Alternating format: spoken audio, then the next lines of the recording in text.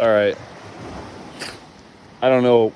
I was making a video. I was up on the hill, cutting this vine down, sharing this metaphor, this analogy, this life metaphor.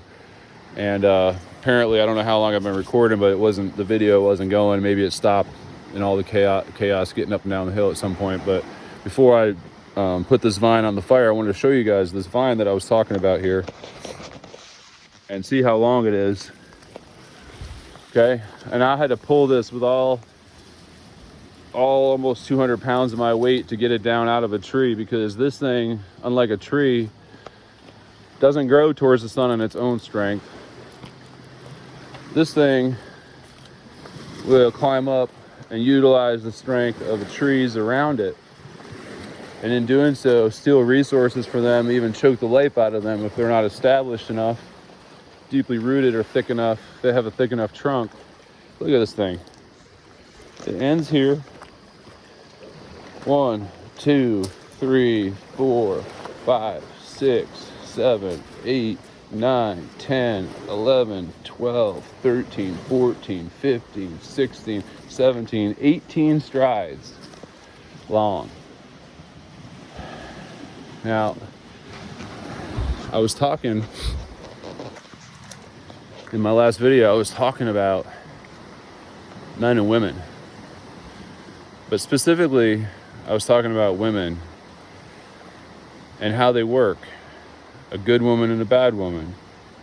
Now, when they're attached to a man, and even otherwise, a good woman is a woman who honors her head, which is either Messiah, her husband, or Messiah. And if she has a husband, it's a husband and Messiah, and then the Father. But she honors her head. She's respectful. She's submissive, and that means she honors him. He's the head. He's the head of the house. It's his house. He's the king. He's the one that's responsible. I'm not belittling women either, because women are amazing. Who wants to have a world without women? And a man's told to lay down his life for his wife, his woman, just like the master did for us. But the point that I wanted to make is that when a man's not living right, if he has a good woman, that good woman will make an appeal to him. She will come to him and be vulnerable in the truth and say, please, consider what you're doing. Please, I'm not comfortable with this. Please, this isn't right. Please, this is hurtful. Please. And if that man has any love in his heart, she comes to him in truth, that truth's going to cut, because it's a two-edged sword. It's going to cut his heart. If he's hard in his heart, well, he runs the risk of not listening to her, not honoring her, and then ultimately that woman, if she doesn't have proper headship, or she gets worn out, because women do get worn out, and they make mistakes just like men do. But if she gets worn out and she doesn't feel like there's any hope, she'll go quiet.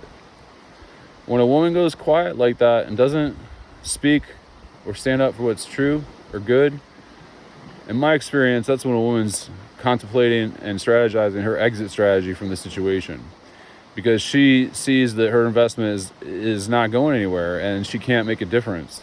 And so that's like a death sentence to a man or a woman. When they can't make a difference, then they can't do anything. At least that's how it might appear. But when we're with the Messiah, when we're weak, he's strong. So Father can do anything at all, period. But it says all things work together to good to those who love and obey him.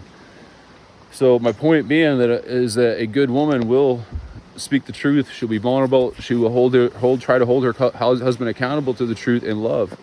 But an evil woman or a lawless woman, what she'll do is she'll be passive to his face, right? She might be a little snide. She might argue. She might talk back, mouth back a little bit. Might withhold physical affection more than likely.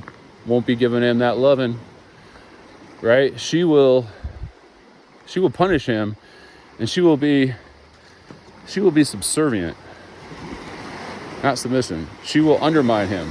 She'll undermine him to his friends, to his family, to his children. Now, not only have I experienced this personally, I've seen it most recently in my father's life. And I'll get more into that as I tell the story, so to speak. And because my father died a week ago, in 2 days now, I really needed some time to process and to mourn. And honestly, I haven't even fully been able to mourn because of some of the stuff I've been confronted with, which is upsetting. But this is important. And whether it's a man or a woman, this is how falsehood works, right here. Falsehood creeps in, roots itself nearby, and it will climb you. It will choke you out. It will feed and grow and use your strength and compromise you until it overpowers you and overcomes you. So remember that, guys. Remember that, people. The truth will set you free. And the truth is like a gardener that comes in and rips up this stuff and shreds it out so that trees like this don't get choked out. See how this is dying? Yeah, right here. It's right here next to the water. It's got great water. It's got great soil. This thing should be thriving, but it's getting choked out by fungus and a vine that's literally growing in it and around it, wrapping itself, completely covering it, stealing the sunlight, climbing all the way to the top to get to that light, that energy source, stealing its resources and utilizing its strength. And that is just like the spirit of falsehood.